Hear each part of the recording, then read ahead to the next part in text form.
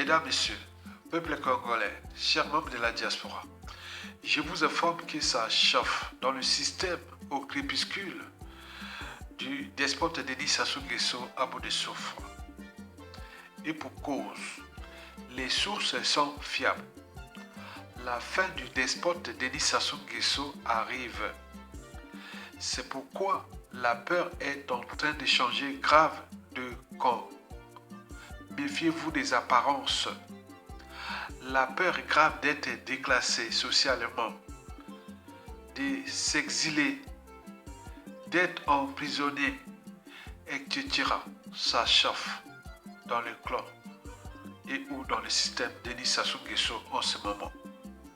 Toutefois, pour des raisons stratégiques, je ne vais m'appesantir que sur les 5 règles à respecter par tous les acteurs de la libération imminente du pays, du joug du haut traître de la République, le despote Denis Sassou Nguesso. Ok, puisque vous le savez que Denis Sassou Nguesso et la France-Afrique mènent une guerre sans merci contre nous, peuple congolais, et contre notre pays. Et dans une guerre, il faut jouer aux professionnels, mais pas aux amateurs, puisqu'on en a perdu beaucoup. Donc, ne restez plus naïfs, ni imprudents, etc. Les 5 règles que je vais ici vous expliquer tiennent compte de la situation, du contexte et des enjeux en cours dans le pays. Au regard du contexte aussi géostratégique entre la France-Afrique et le Sud global et l'Occident, etc., qui se dessine en Afrique centrale. Il y a trop d'enjeux, la chute de Sassou à l'échelle d'Afrique centrale. Donc ne jouez plus aux naïfs, ni aux passifs, etc., aux imprudents. Devenez des professionnels. Et donc il y a une gêne de la lutte ou du combat. Car aux naïfs, et parce que nous avions déjà perdu beaucoup dans la diaspora. On vient de perdre le dernier. En date, c'est le ministre Jean-Luc Maleka. Et après, combien d'autres avant la libération. Donc, faites attention, écoutez ceux qui sont sur la ligne de front, qui ont subi ces assauts-là, antisociaux et criminels. Donc, il faut faire attention. Et c'est pour cela que je vais vous donner ces 5 règles à retenir, que chacun de nous, les acteurs, c'est-à-dire les influenceurs, activistes, résistants, réseaux ou écuries de l'homme et tout compagnie, tout le monde qui est là en lutte pour libérer le pays. Donc vous devez devenir des professionnels de la lutte et non des amateurs. La première règle sur 5, c'est le jeu d'échecs. Vous savez que Denis Sassou Nguesso joue avec nous comme on joue dans le jeu d'échecs. Donc il a ses pions. Mais le système prend de l'eau. C'est pour cela que les rats commencent à sortir. Donc le système prend de l'eau. Quand un bateau prend de l'eau, les premières 7 qui sortent, ce sont des rats. Les rats apportent souvent la peste. On regarde déjà ce qui s'est passé de 1991 jusqu'à la chute du président Pascal Lissouba. Il était infecté de ces rats-là qui avaient quitté le PCT, les transfuges qui avaient été dans la transition et puis il allait polluer le régime de Lissouba. La suite, on la connaît. Denis Sassou Nguesso a aussi ses pions qui sont là, parmi nous dans ces jeux d'échecs-là. C'est-à-dire tous ceux qui sont là pour apporter la mort, les poisons, tous ceux que vous connaissez. C'est encore intact. Il faut faire attention. C'est pour cela que chacun de nous doit protéger ses pions. Comme eux, ils protègent leurs pions. Parce que la chute d'indicateurs apporte le chaos. Ceux qui travaillent avec le régime sont obligés de le protéger pour aussi éviter le chaos. Et donc, nous sommes là en guerre. Et ils sont en guerre contre nous. Pour ne pas perdre les privilèges, les passe-droits, les trains de vie dorés, etc. Donc ils sont là, ils savent bien qu'ils ont tout à perdre. Or nous, on n'a plus rien à perdre, nos peuples congolais et notre pays, parce qu'on a tout perdu. Donc, il faut en tenir compte de cette règle du gène. Protégez vos pions. N'envoyez pas des boules pillantes à vos pions autres. Vous devez les protéger parce que vous aurez besoin de tout le monde. Parce que dans le système Sassou Nguesso actuel, ou dans le système de la libération, nous avions des relations personnelles, des relations sociales, des relations socio-professionnelles, des relations intellectuelles, des relations militaires. Donc ce sont eux, ils sont au niveau des institutions, des administrations et tous les services de l'État. Donc ce sont eux qui sont travaillés dans l'homme. Il faut les activer, il faut les mobiliser, il faut les informer pour que le sens et le combat de la lutte, c'est là-bas où ça va se passer. Parce que chacun de nous a quelqu'un au pays. Eux aussi, ils ont quelqu'un au moins à l'étranger. Donc, ces relations-là sont très, très importantes pour la libération. Donc, il ne faut pas gaspiller vos pions. Il faut les protéger. Et les pions-là sont souvent à l'échelle tribale, ou ethnique, ou géopolitique nord-sud, ou intellectuelle, et autres. Donc, il faut les préserver, ces pions-là. Et donc, je m'appelle à tout le monde à tenir compte de cette règle-là. Donc, protégez vos pions. La première règle. La deuxième règle sur 5 à tenir jusqu'à la chute du despote Denis Sassou Nguesso, c'est de cesser d'envoyer des boules pillantes entre vous. Ce n'est pas le cadre. Nous avons le dénominateur commun, c'est le despote, ses dignitaires et son clan, que nous devons combattre jusqu'à les fracasser, c'est-à-dire qu'ils dégagent, point bas. Donc n'envoyez pas des boules pillantes entre vous. Nous sommes toutes les victimes de Sassou Nguesso et de son système France-Afrique. Comment entre victimes, on envoie encore des boules pillantes contre vous? Non. Regroupez-vous avec les gens qui ont la même mission que vous. Et si vous avez des problèmes particuliers, gardez-la au moment venu. Quand tout aura changé. Mais pour l'instant, vous êtes ensemble. Donc ça, c'est cette règle-là. Je ne veux pas voir encore dans la diaspora que les gens continuent à envoyer des boules pillantes entre eux, alors que nous sommes tous des victimes de Sassou Nguesso et de sa France-Afrique. Et donc nous cherchons à dégager Sassou Nguesso et son système. Donc tant mieux. La troisième règle sur 5, ce sont les stratégies de la révolution en cours en Afrique centrale. Vous le savez que dans le processus de la récolonisation du continent par l'Occident européen et ou nord-américain, bon, l'Afrique centrale est déjà en ligne de mire. Et donc il y a une tribu vassale qui est là, les Tutsis, deviennent comme des Wagner. Ce sont des mercenaires occidentaux qui ont placé là en Afrique centrale pour perturber tous les écosystèmes culturels, sociaux et tout d'Afrique centrale. Voilà, donc ils sont là. Donc nous avions un ennemi commun, qui s'appelle les Tutsis. Donc il faut vous regrouper avec les Bantous. Comme l'a annoncé le professeur Nyamsi, il y aura la révolution Bantou. L'Afrique centrale arrive. La révolution Bantou dans l'Afrique centrale arrive. Et donc vous avez les tribus étrangers comme les Tutsis qui sont en train de nous perturber depuis l'assassinat de Laurent Désiré Kabila et jusqu'à nos jours, voilà. Donc c'est une tribu vassale, c'est Wagner qui est là pour l'Occident. Et donc nous devons en tenir compte de ça parce que c'est dans l'union des Bantous que nous allons tout chamboler dans l'Afrique centrale au moment que cette révolution en cours va aboutir, qui arrive. Elle est en 2024, 2025, 2026, elle arrive en Afrique centrale. Et donc les instances de gouvernance globale comme la CEMAC ou la CAC seront tous fracassés. Nous aurons peut-être de nouvelles organisations sous-régionales, comme on voit l'exemple de la EAS en Afrique de l'Ouest et autres. Donc il y aura beaucoup de champions.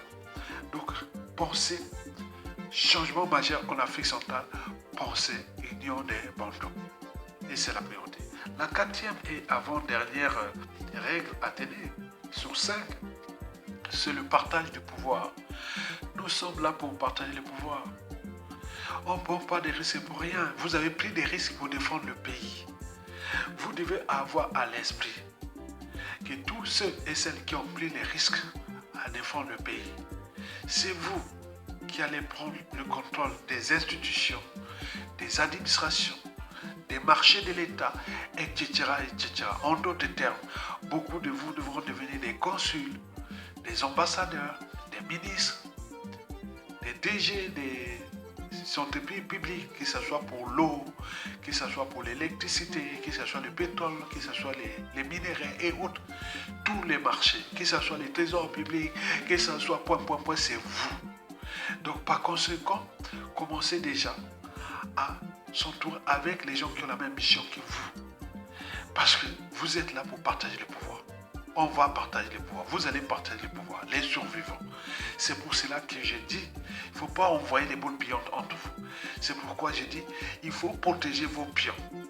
Parce que nous sommes déjà un écosystème des patriotes et qui se sentent identifiés, qui continuent à s'identifier pour qu'on puisse libérer notre pays du joug de l'occupation des Denis Sassou Nguesso et avec ses mercenaires rwandais Tuti, jusqu'à combien de temps encore.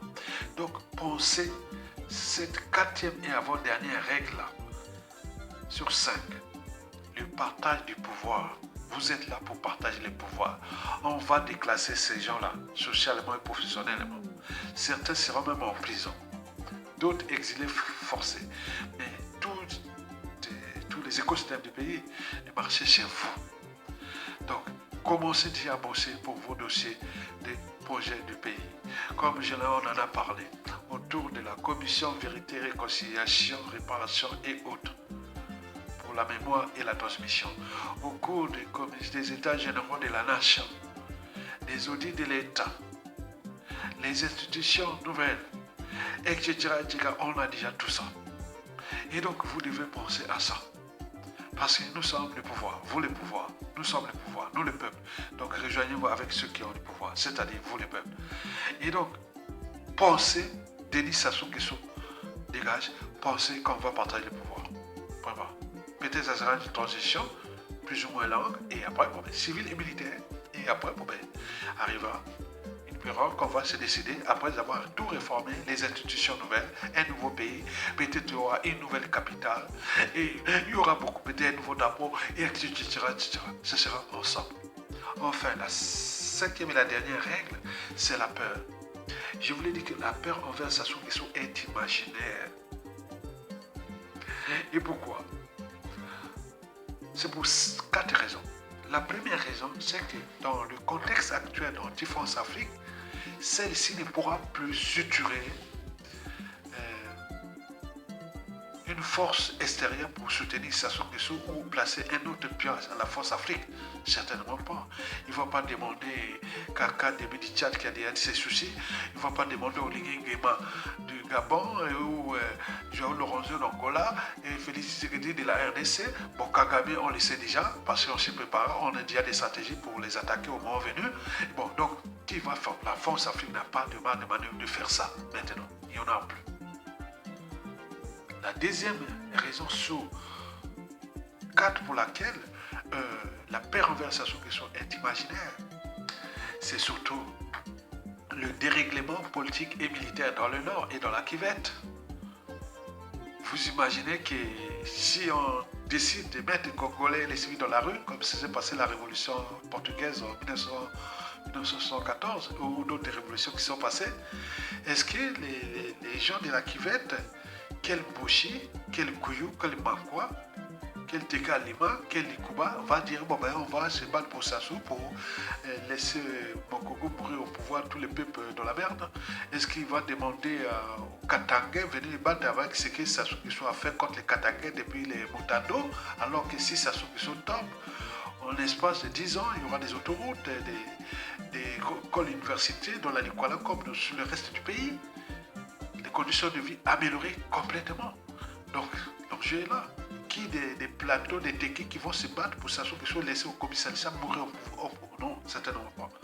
Donc, les dérèglements politiques et militaires là. Donc, les Congolais dans la rue, il n'y aura pas d'impact pour ça. Et la troisième raison sur 4, ce sont les médias réseaux sociaux. Ils font leur devoir d'information et ça marche et ça bouge. Vous avez tout compris.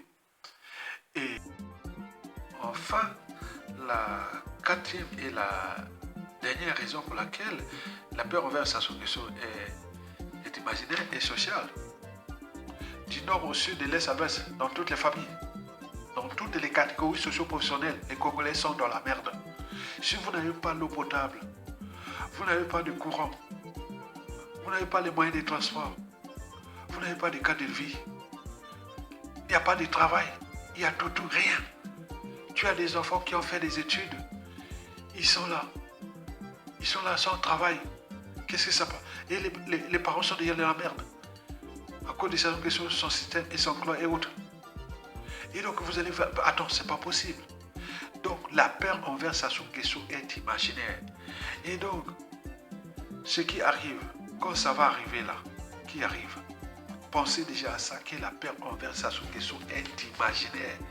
C'est lui qui a peur, c'est eux qui ont peur des Congolais dans la rue. La problématique, c'était au niveau de la sécurité.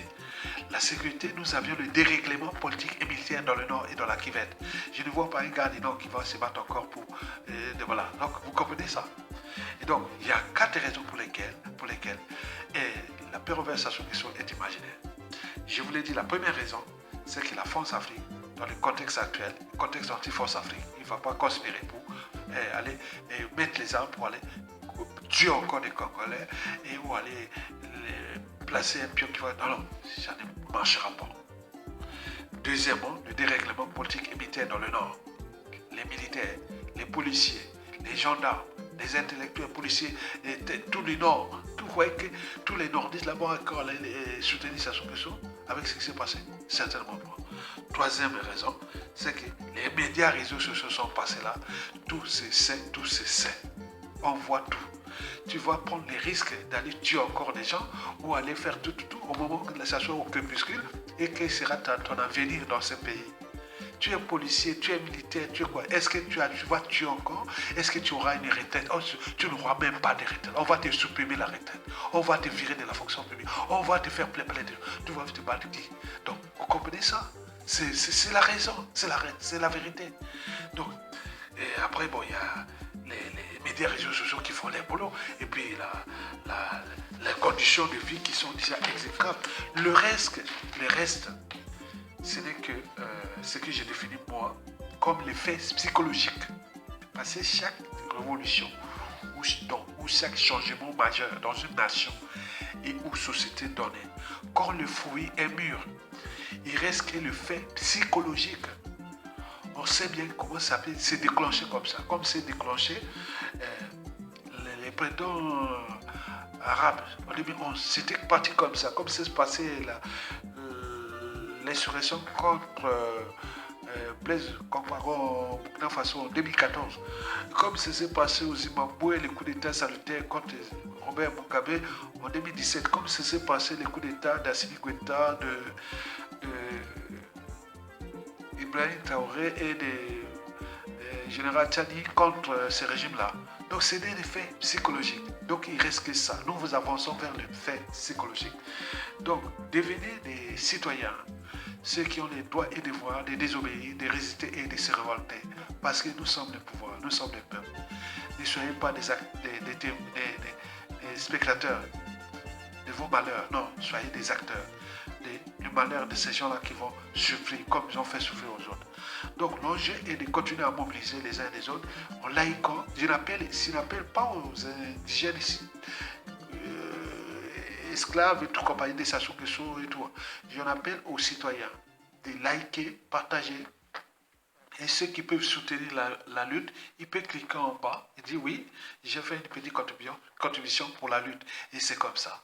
Ça donne tous les moyens de tous les réseaux que nous agissons en ce moment. Likez, partagez, soutenez la résistance Tokolonga. À bientôt.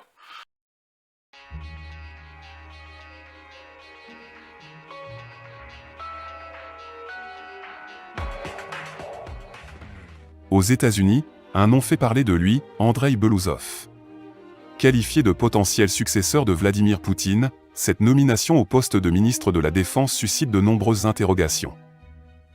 Andrei Belouzov, un civil et économiste de profession, a été nommé en remplacement de Sergueï Shoïgou, qui a été démis de ses fonctions de ministre de la Défense dans le cadre d'un remaniement ministériel. Belouzov était conseiller économique du président Poutine depuis 2006 et a occupé divers postes bureaucratiques au cours de sa carrière. Sa nomination est perçue comme une reconnaissance de ses performances dans le domaine économique et ouvre la voie à une possible succession à Poutine. Le départ de Shoïgu n'est pas une surprise, car il était déjà fragilisé par l'arrestation de son adjoint et ami Timur Ivanov pour corruption. Les rumeurs d'accusation de trahison ont été rejetées par le Kremlin, mais il est clair que Shoïgu a compris qu'il pourrait être le prochain sur la liste. Cependant, plutôt que d'être licencié, il est promu au poste de secrétaire du Conseil de sécurité russe, une démarche classique de Poutine pour éviter de punir ses alliés. La nomination de Belousov soulève des questions sur l'avenir du conflit ukrainien. La Russie, qui produit actuellement 3 fois plus de munitions d'artillerie que les États-Unis et l'Europe réunis, semble miser sur une stratégie de guerre d'usure. Cela laisse présager une poursuite du conflit, ce qui est inquiétant pour l'Ukraine, un pays de plus petite taille et de population inférieure. Belousov est réputé pour être incorruptible et son premier défi en tant que ministre de la Défense sera de lutter contre la corruption qui sévissait sous son prédécesseur. Une enquête plus approfondie sur les affaires de corruption, notamment celle de l'adjoint Ivanov, permettra de révéler l'ampleur réelle de ce problème. De plus, Belousov est considéré comme une personne pieuse et pratiquante, ce qui renforce son image de leader intègre. Le magazine Politico avait déjà évoqué Belousov comme un possible successeur de Poutine en 2020. Sa renommée a grandi depuis lors, notamment grâce à la résilience de l'économie russe face aux sanctions occidentales. Belousov a toujours prôné le développement économique du pays dans un cadre capitaliste avec la participation de l'État. Si, en tant que ministre de la Défense, il parvient à instaurer la discipline et la transparence dans les achats militaires et à stimuler l'économie, il pourrait être bien placé pour succéder à Poutine en 2030, lorsque son mandat prendra fin. La nomination de Belousov marque donc un tournant potentiel dans la politique russe et soulève des inquiétudes quant à l'avenir du conflit ukrainien.